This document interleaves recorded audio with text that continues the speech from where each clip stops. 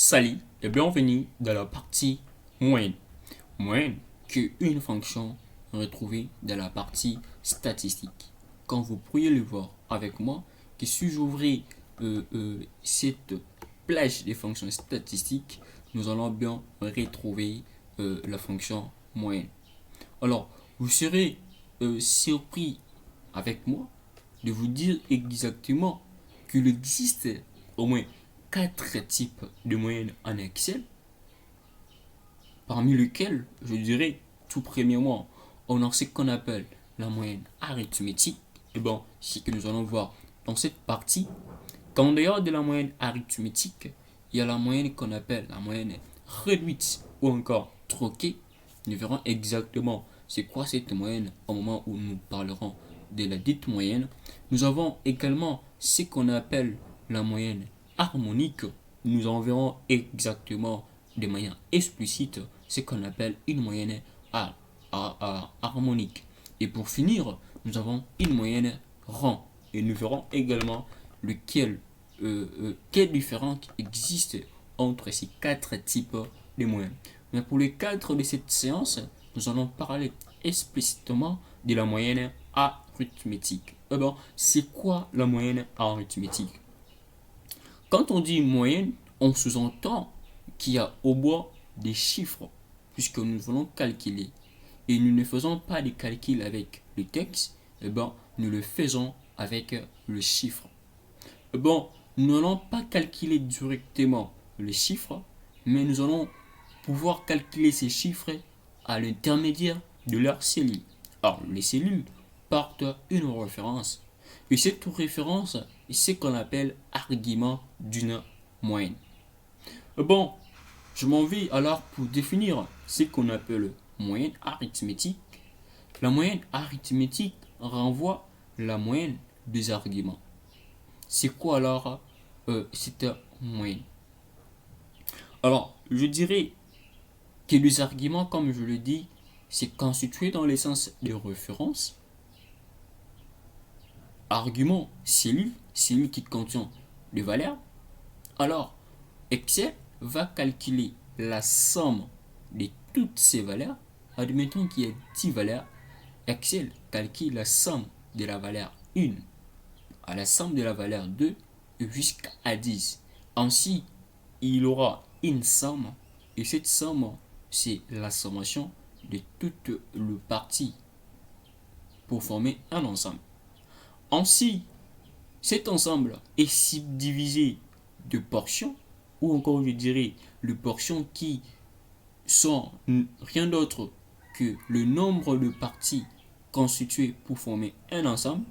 Et ces nombres de parties pour former un ensemble, comme je le dis dans notre exemple, 10. Pourquoi 10?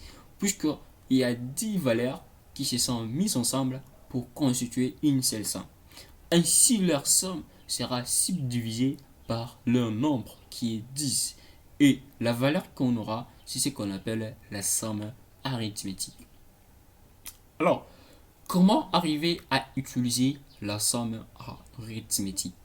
Il y a deux possibilités. Ces deux possibilités font référence à la manière de choisir le référence. Soit vous pourriez choisir le référence de manière séparée, tout comme de manière regroupée en plage. Lorsqu'il s'agit en plage, ou bien qu'elle soit séparée, troisièmement, vous verrez qu'il y a une possibilité de trouver une moyenne pour des cellules séparées et en plage. Tout dépend de vous.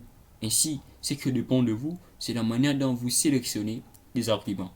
Mais voyons tout premièrement comment arriver à faire une moyenne. Alors pour cela, je vais ouvrir un fichier que j'appelle TP qui contient en fait certaines données que nous allons tout justement utiliser.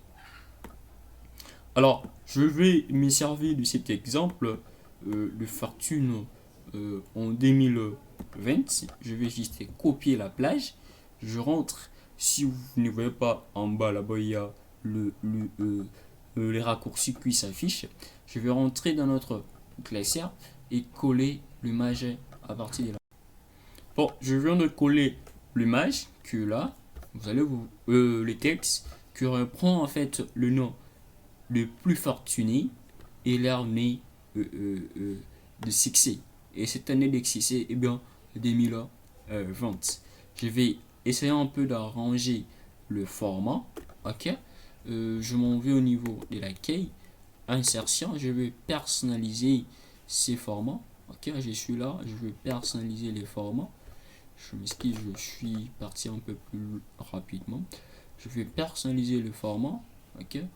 Je vais mettre $ au débit. Ok, je mets ici $, au débit. Et puis à la fin, je vais mettre également le signe milliard. Ok, milliard, je suis là. Ok, je valide. Alors, nous rendons compte que Jeff avait 113 milliards en 2022. Ainsi, pour le 20 premier, le plus riche en 2022, j'ai ajouté Elan, puisque c'est dernier a fait remontade.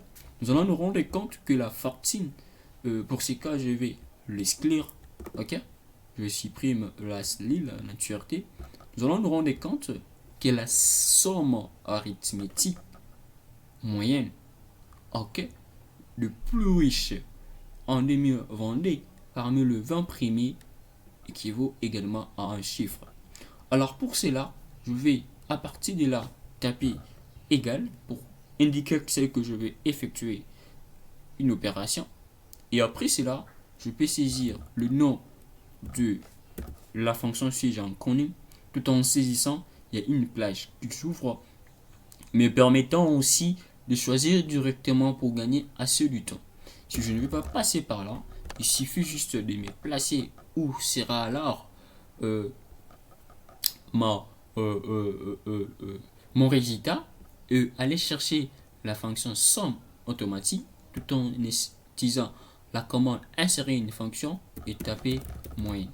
Ok, je valide pour effectuer la recherche. Je choisis directement la moyenne arithmétique. Je vois, je vais choisir la moyenne. Je recherche moyenne que là. Je peux choisir. Ok, la moyenne est là et celle-là. Tout comme si je ne vais pas passer par là, je peux utiliser la moyenne qui est là. Mais si j'utilise cette moyenne, oui, je vais arranger, vous voyez, automatiquement. Là, je ne vais pas le faire de cette manière pour que ce soit automatique, mais je vais indiquer bien où je voudrais assez que cela soit exactement. Alors pour cela, je reprends l'écrit moyenne que je choisis là, je valide. Ok, une fois que validé, je vais tout premièrement cette plage qui sort, qui me permet d'indiquer la sélection. Le nombre peut être soit une valeur, tout comme une plage de valeurs. Ok, vous voyez quand ça se déroule, je fasse, je vais prendre juste cette plage automatiquement de vente. Ok, je peux aller sélectionner d'autres plages, d'autres cellules comme je voudrais. Mais à ce moment, je peux juste utiliser la première plage. Tout dépend de votre sélection si je valide. Alors, nous rendons compte que la moyenne arithmétique de 20 premiers en riches du monde en 2020 pardon, était de 57 milliards. Alors, voyons tout premièrement la somme, la somme de toute leur fortune. Et bien, la somme de leur fortune était à 1141 milliards de dollars. Là, c'est la somme. Ainsi, si je vais prendre leur nombre, je m'excuse pour pouvoir anticiper cette fonction. Je ne vais pas l'expliquer présentement, je vais juste l'utiliser. Ok. Ici, nous nous rendons compte qu'il y a n parties constituées pour former la moyenne. Ok. Ou je dirais 20 fortunes réunies pour former une fortune de 1141 milliards. Ainsi, pour trouver la arithmétique, que je vais le faire de manière isolée, c'est-à-dire de moi-même, je vais prendre juste ça, je divise Je prends la somme, je divise par 20 et puis je valide. Rien n'empêche et voici ce qu'on a. Nous venons d'expliquer ce qu'on appelle la moyenne arithmétique tout en ayant vu un exemple et les différentes manières que nous pourrions utiliser la moyenne arithmétique. Alors, Excel s'accompagne d'une documentation que vous pourriez bien en trouver. Si vous voulez avoir plus de formations, je vais vous le montrer un peu plus tard lorsque nous aurons fini toutes les fonctions. Bon, il y a deux remarques auxquelles nous devons faire attention. Les arguments peuvent être des nombres, des noms, des plages ou encore des références, comme je l'ai dit tantôt. Sur référence, ce sont des références des cellules contenant des nombres. Les valeurs logiques et les représentations textuelles des nombres directement tapées dans la liste des arguments sont prises en compte. Non, ce qui veut dire qu'il faudrait également que vous ayez une maîtrise parfaite de ce qu'on appelle valeurs logiques ou encore des représentations textuelles.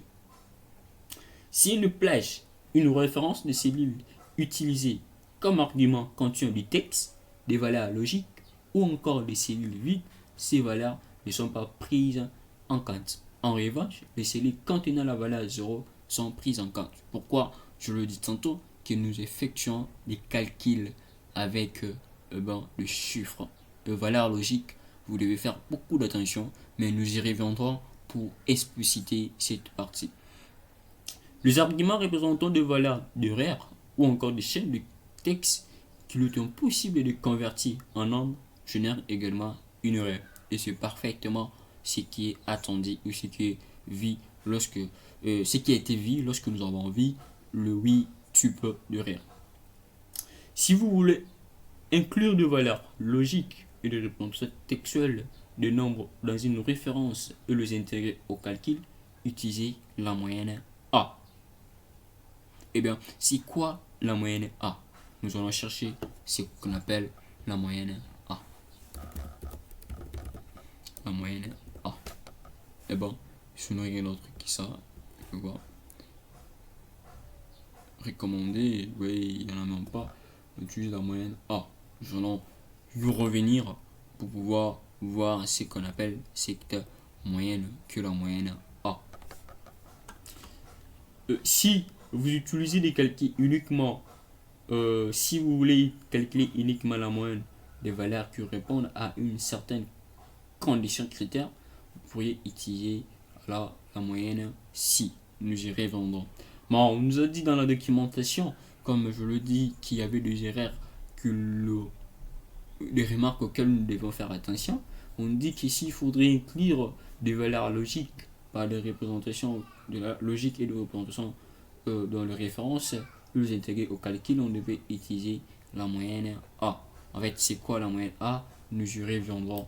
Je vais essayer un peu de chercher cette partie dans ma documentation.